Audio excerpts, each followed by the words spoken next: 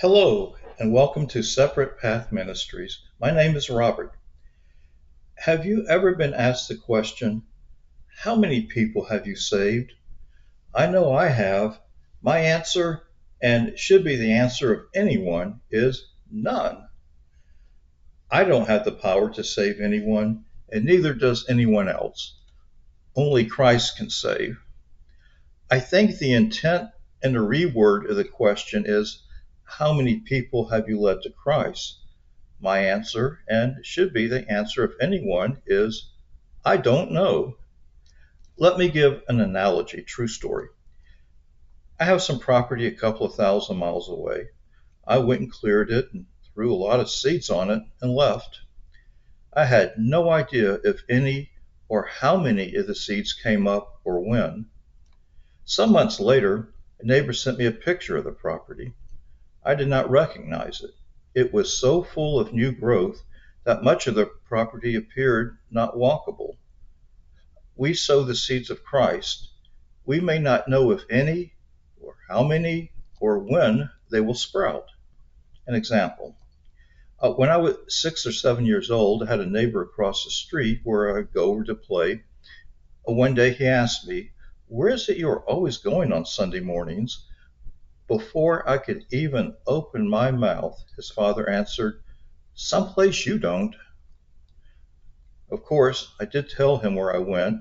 When he would come over to my house, he would ask about the religious objects or pictures in the house.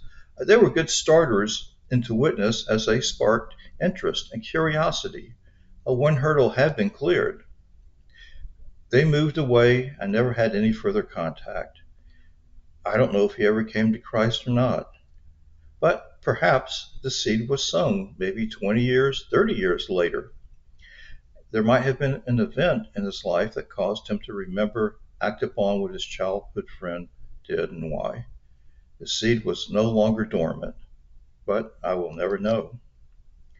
You may have done something that led someone to Christ and be totally unaware of it. By simply living a Christian life and showing others how you live, you are showing how you are different.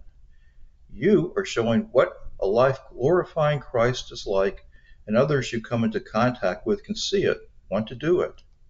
You are a Christian witness sowing seeds and perhaps unaware. However, suppose the answer really is no.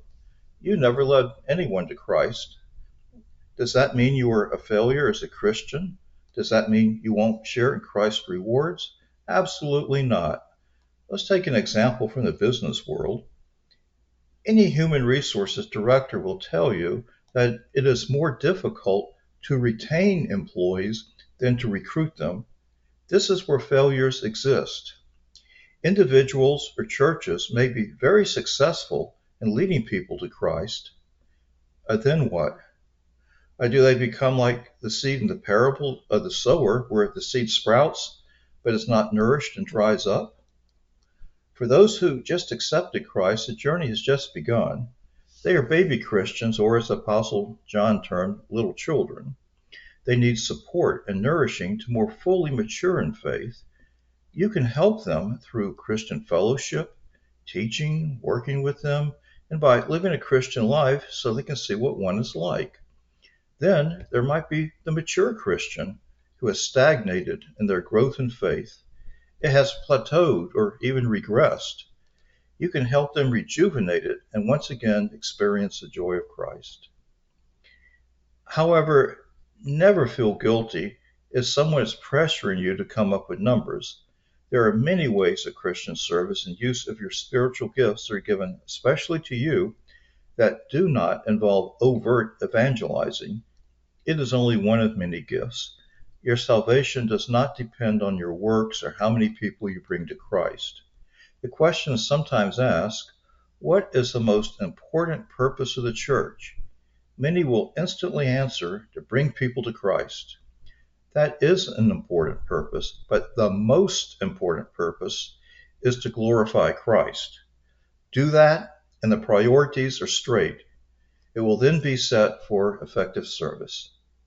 Well, thanks for joining. Hope this was helpful to you, and certainly, have a great day. Thanks.